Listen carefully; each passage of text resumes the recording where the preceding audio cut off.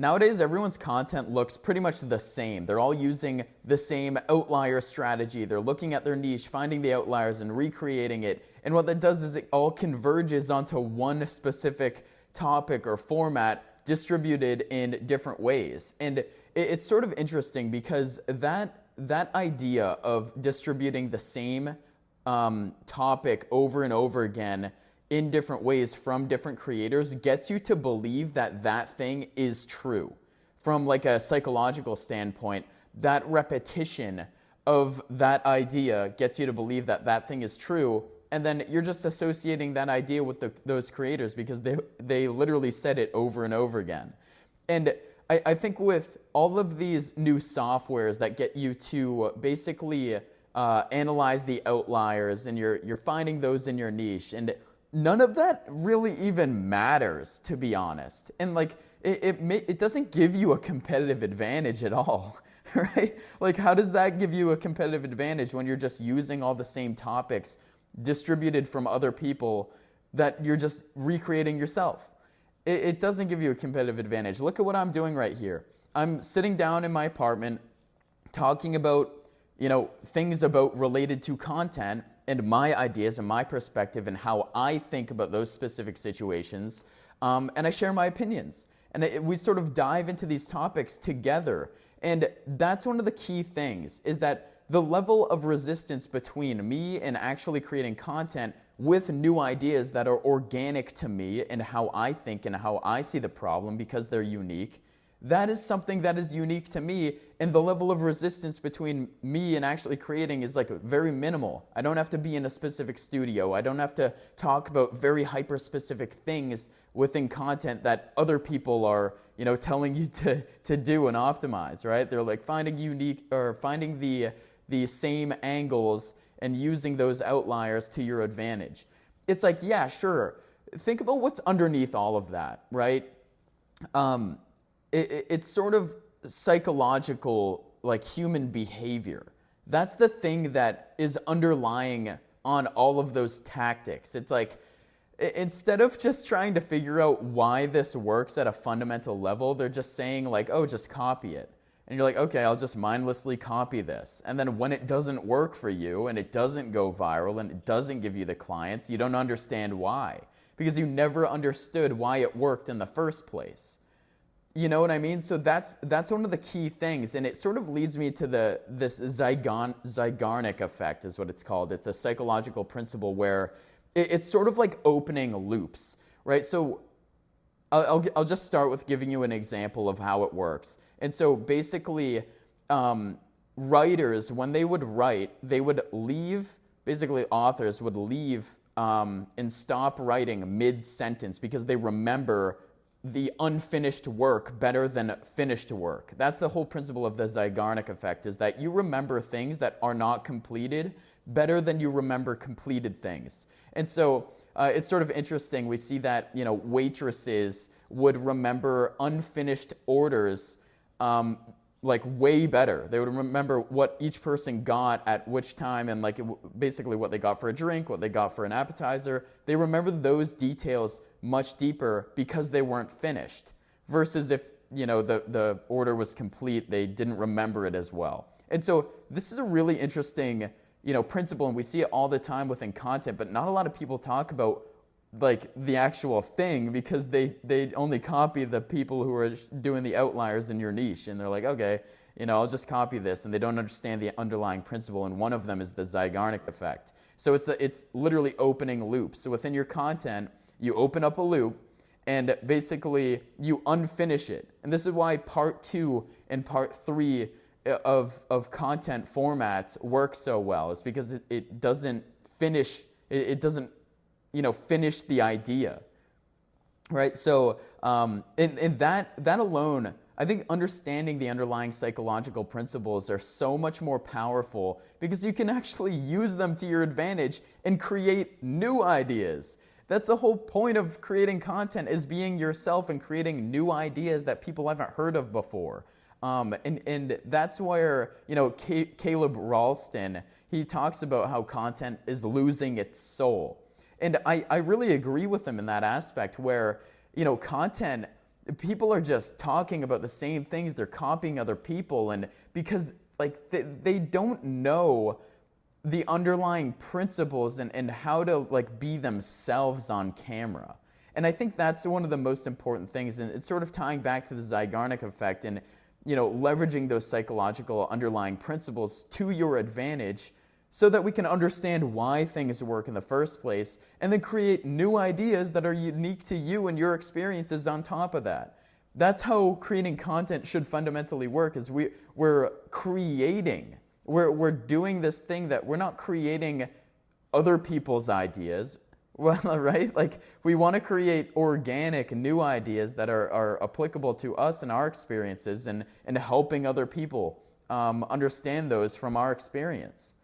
And so that's one of the most important things. I think that really understanding the underlying ideas and principles, and like I said I didn't have a script, but I have like notes here about Zeigarnik effect. There's one called the generation effect.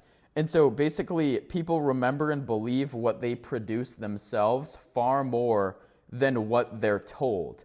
And so basically if you create things yourself, you're going to remember it a lot more than if someone were to tell you the answer. Right? So it's like this is the sort of the problem with like AI nowadays too, is like when you create the answer yourself and you think about it, right? You're truly thinking about it. That's when you're going to remember that more. You're going to remember, and you're going to be able to speak to that on your content better because you solved it yourself. You went through the process of actually thinking about it and thinking about the different variables and the different lanes in which contribute to that idea. And so when AI just tells you the answer to the problem, like that does nothing to you. You don't remember it as well. And I'm a victim of this as well. Like I use AI, I'm trying to reduce my usage of AI simply because I like first order thinking, being able to generate new ideas and new topics from my mind of just writing emails organically and really just thinking. Because like thinking back, if you're, sort of my age, and maybe, I'm 27, but if you're in your like 21 to, anywhere to 40, 50, you're going to remember being in high school writing essays organically. We didn't have AI. We would have to go in to textbooks and like look at the details and figure out the topic and look at all the variables that contribute to that core thing that we're writing about. And so when we have this mindset of generating ideas organically, leveraging resources, and referencing those resources to formulate your own idea, that's going to make you better with your content because you're going to show up knowing all the intricacies and like sometimes even writing out a 5-paragraph essay like we talk about in high school when we're like generating these ideas. It helps you remember what you're going to talk about with your content, right? Like I'm going off the cuff. Obviously I have the notes here, but like I'm sort of just rambling. Again, this is like my, I think, 6-day video of the 30-day YouTube challenge where I post one video a day on YouTube. And I can like feel myself getting better at this.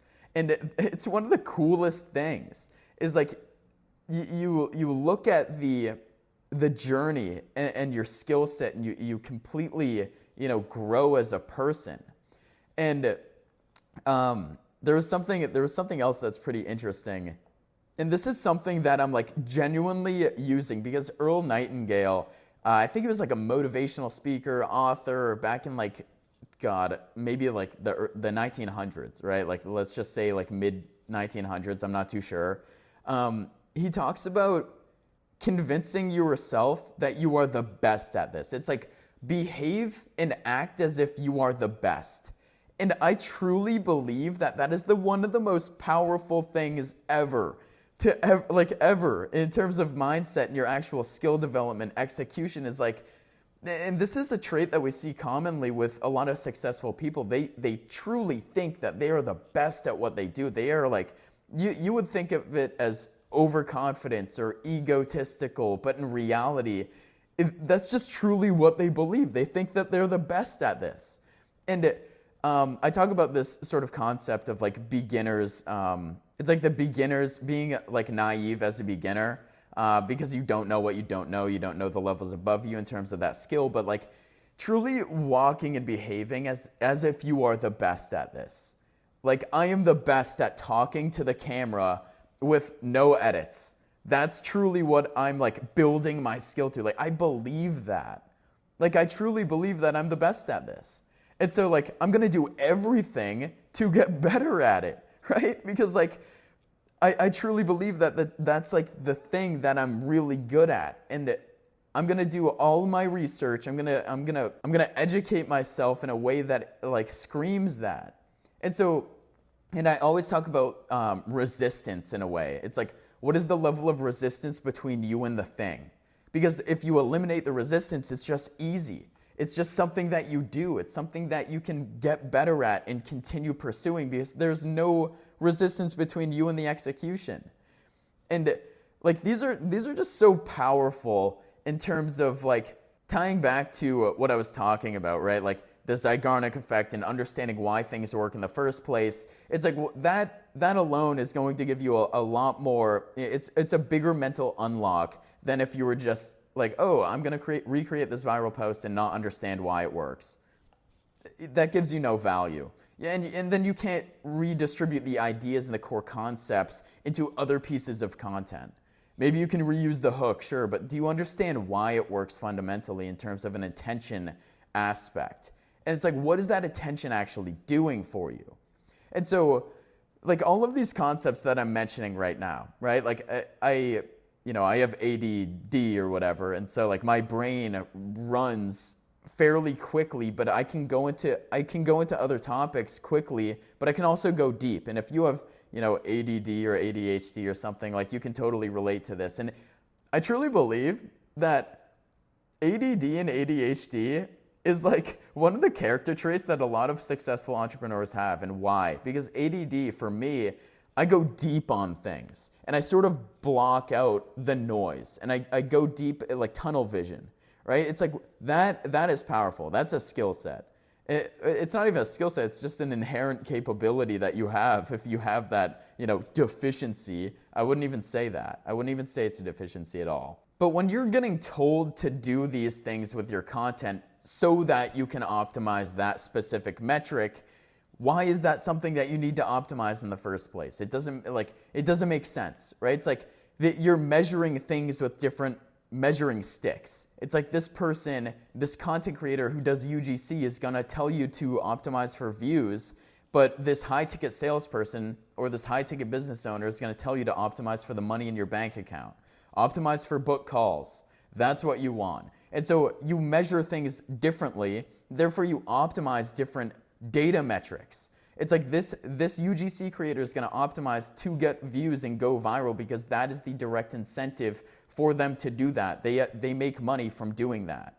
And so they're telling a high-ticket business owner who's just getting started to optimize for views, when in reality you should be listening to the high-ticket business owner to optimize for sales, but you don't know that yet because you didn't research that. You didn't see that person say that to you. You're only looking at the UGC guy. And so they're telling you to optimize for that when you otherwise should be optimizing for a different metric. And then you have to unlearn that stuff as you advance the ranks and as you get better at what you're doing. Because like that's one of the core things. And reducing the level of resistance between you and creating content is one of the most powerful things that you can do. Okay? Between you and doing anything, really. Like doing any task that is going to, propel you towards your goal. That's one of the most important things, is eliminating that resistance so that the execution becomes easy. But really just like, thinking about things differently, understanding the incentives of why you're doing these, and then leveraging like the actual concepts of what makes things work, right? It's like, why does this content work? Like what psychological principles are they using? And how can I use that towards different ideas, different topics that I organically think of, right? That I organically believe, and research myself. That way I can remember it better, okay? And so yeah, I mean, this video was definitely sort of a ramble on different topics, and you know, I kind of like it, right? Like, I kind of like it. Let me know if you like it in the comments. But yeah, I mean, there are a lot of cool ideas that we can leverage, but it really just like, if I was gonna let you, if I was gonna give you one thing, it's really to understand why these things work in the first place, and then use your own brain and go against the grain and be unique and use your ideas and remember things better using the Zeigarnik effect, right? Like opening these loops, and you can use that principle towards your own content so that people remember you better. That's what I'm trying to say. But yeah, and then above all of that, how you conduct yourself, acting as if you're already the best at this, because that's like the meta principle. That's what's gonna make all of this other stuff work at a better level. And so, yeah, hopefully you like this video. I will see you in the next one, guys.